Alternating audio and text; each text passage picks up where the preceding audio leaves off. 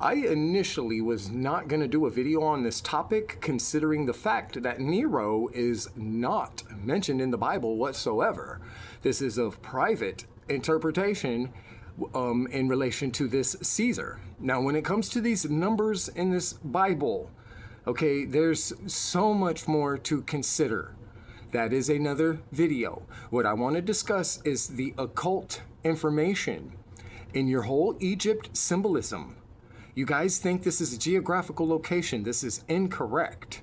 Just like the whole concept of Christopher Columbus, regardless of his mascot was a living man or not, you must understand Christopher Columbus is a concept. And I find it very intriguing and interesting how this occult, you guys claim they're lying to you, which is an admission that you're incapable of thinking and need your hand held and have things explained to you. You want to be placed in a baby crib and then you bitch and complain that it winds up looking like a jail cell. You're Jude 116s. And I want to point out how clever the occult is and how they are not lying to you. We will know you by your fruits. Are you a beast of the field? Should you be mute? Which is what that means, that you're mute. Regardless of how loud you are, you proclaim and blaspheme. You're very loud. That's the whole lightness. I did a video called The Lightness where you are very loud, even though you are silent, a mute beast. Okay, they cannot lie to you. The Egyptian symbolism I brought up, Christopher Columbus I used as an example. This Nero concept. If you watch my video, Pontius Pilate, Tiberius, I explained to you, and Pontius Pilate is obvious. He is being judged by the flood, okay? This is no question about this. And this concept that Nero is mentioned in the Bible, it means water. So, it's this severed waters that keeps being described, identified as this Caesar, in the form of Tiberius. In Octavia, there's another one, which is, it's a different concept. It's a different concept. This water is, it's your Luke 2:1. I'll have to do a much more thorough presentation for that because it's wonderful. It's in relation to Isaiah 11:6. I'll have to go over that as well. A bunch of other things, but your Nero, okay, this is an occult symbol. And it is not lying to you, even in its deception. Jesus said, even the elect will be deceived, if possible. If possible. And I just wanted to point out that they hearken unto the voice of the people. If you wonder why the flood allowed the flood in the judgment of Pontius Pilate against the water walker to happen, because we hearken unto the voice of the wife. They don't lie to you. They tell you the truth, what's going on. They really do. It's you guys that keep talking crazy shit. The wife, the whore, the beast of the field that when they speak, they proclaim nothing. Mute. In Sheol, which is what hell means. Sheol means to be silent. Where do you think Jesus finds you? And he brings breath and the word, and you speak and proclaim him and walk him in the flesh.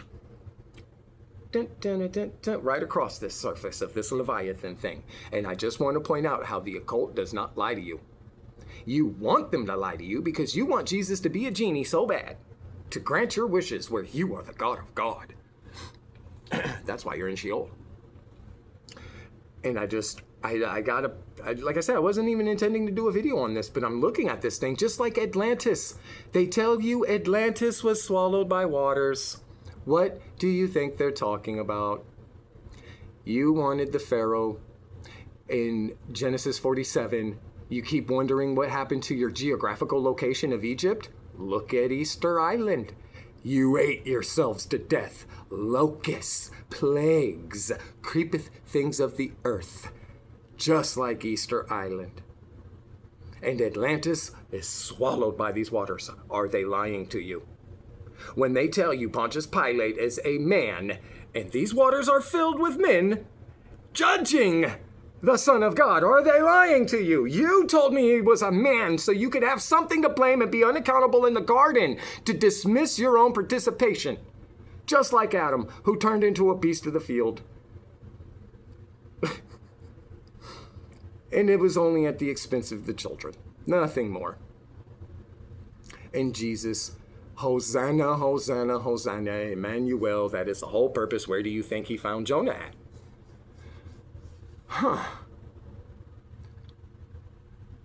And I just want to point out, they are not lying to you.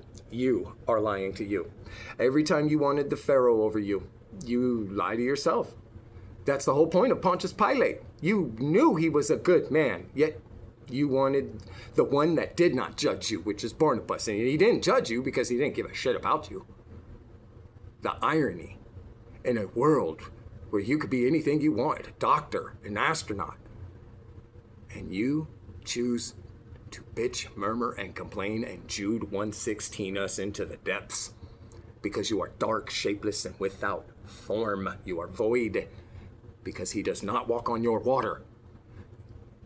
They are not lying to you. You said he was some historical figure a long time ago. They told you it's the waters. Do you see that? Same thing with Atlantis. It's the waters. Samson fell because of the waters. This always happens. And you are unaccountable in the garden, naked, a beast on this ark, bitching and crying about their baby cribs. Somebody lied to me. You guys are excited babies in the crib, and you hit yourselves in the head with the rattler, and then you claim somebody threw it at you. It's wild. They're not lying to you. All their occultic symbolism, they hearken unto the voice of the wife. I know you guys like to point out a bunch of pedophiles and all this other things.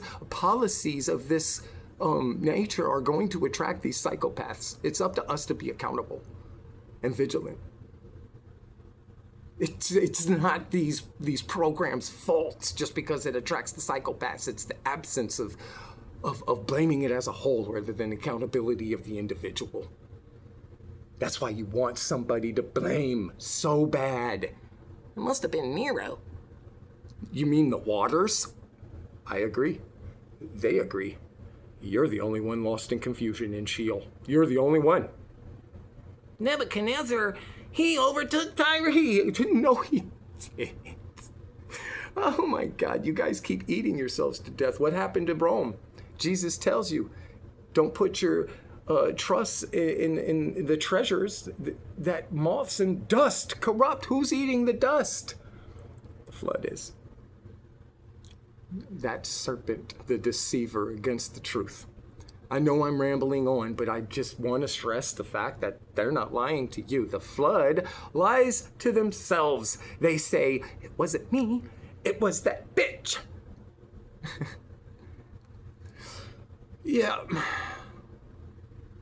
When it's men who use and abuse the law, just like the Pharisees did, they were abusing the law, saying they get their power from the Elohim. And even the Elohim know better and withdraw their shining and say, shame, shame, shame on the earthly kings who go to and fro, walking up and down their new estate, which is why Satan was among the sons of God. Where did you come from? God says. And the Elohim withdrew their shining, and y'all are in Sheol. And they're not lying to you. I just want to stress that. They're not lying to you. When they say the waters were swallowed by Atlantis, this is true. They were. And the Bible confirms this. It tells you this over and over and over again, right there in the very crucifixion of Yahshua HaMashiach, if you watch my Pontius Pilate video. And the Tiberius as well. And then when you understand these severed waters, this Caesar, this severed water, the division of the waters, which makes him everlasting and who he claims to be from the beginning of the page to the ending of the page, if you examine my doctrine. He put his face on the waters. As a matter of fact, it tells you that at the very beginning where there's constant references about this rain and how it dews the herbs. You guys are the herbs, the seeds. We're not talking about grass or any reason to put weed in your peace pipe. That's not what we're talking about. You are the herbs, the seeds. It tells you this in the very beginning. In the beginning, God created the heavens and the earth. You want to get occultic? That's another way of saying Uranus germinated on Gaia. And then God put his face on the waters. What do you think happened next? God created the heavens and the earth. Uranus germinated on Gaia. And then God started walking. And to walk means to live. To live. He lives. The living water from the fountains of the deep, which is you, that keep telling me this craziness. And then you want to blame them. Are you sure that they are to blame? We will know you by your fruits. Capstone them. Jesus is so good, he walks on these dark waters. If you want to be plugged into the matrix, Jesus is so wonderful. May he bring life abundantly and you have life everlasting. I won't shed a tear driving past the matrix fields. I will praise Yahshua HaMashiach in all of his glory and think to myself, look how happy they are. They're not flooding the earth, leading us back into darkness. For those that want it, there's always something for you to blame, for you to remain unaccountable. They're not lying to you.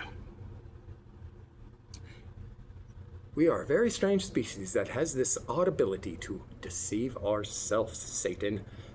So get behind him. They're not lying to you. It's so wild to me. You guys are so unaccountable, so naked, so voiceless. Every time you speak, you tell me nothing. You tell me nothing.